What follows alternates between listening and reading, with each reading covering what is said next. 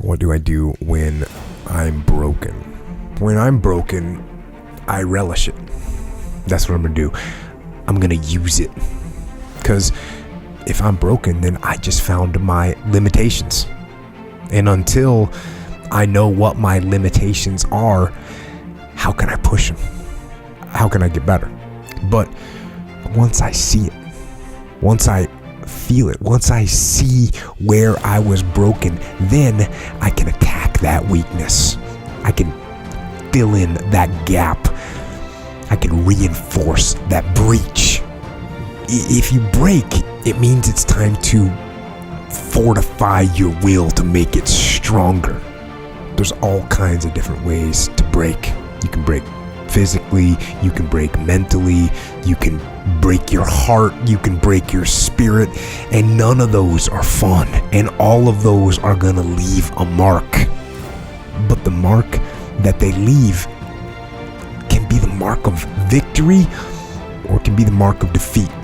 Because every time you break, and in every way that you break, while it's a chance, it's definitely a chance for you to give up and for you to just to fall apart. But there's also opportunity. There's opportunity to get stronger and get smarter and get faster and get tougher and get more stable and get more resilient and get better. When you break, you have the opportunity to show the world, the whole world, what you are really made of. So if you break, if you break, the fight isn't over. In fact, if you break, the fight is just beginning.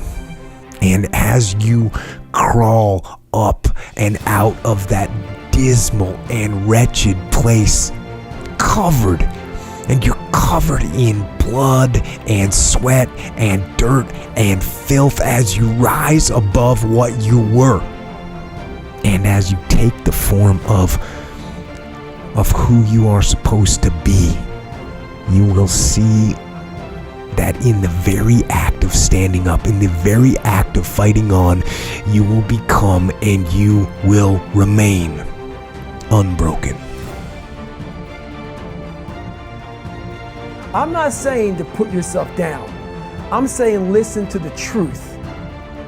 And the truth isn't in the 20%.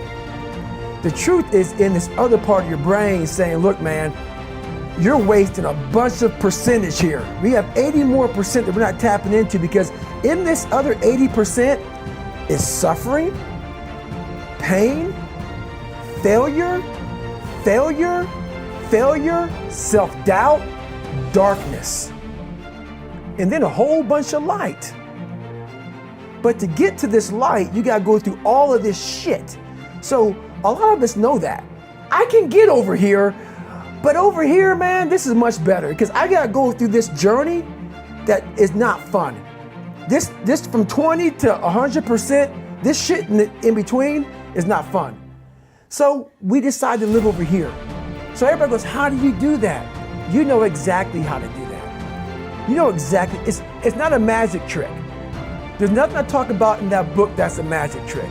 It's all back down to a very primitive mindset of we just have to do. It's like breathing.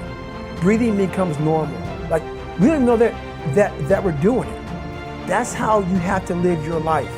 When that alarm clock goes off at 4 or 5 in the morning, your mind says no. You just say, this is what we do.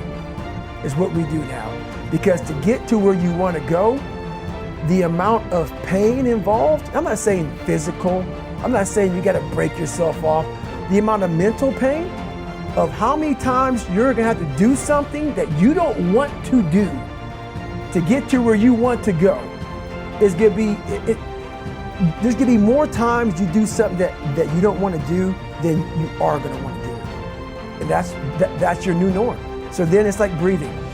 And then once you do this over and over and over again, it becomes like breathing. I don't want to live this lifestyle, but to get to the other side of this, I have to. So if you really want it, you realize what trying is and what trying is not.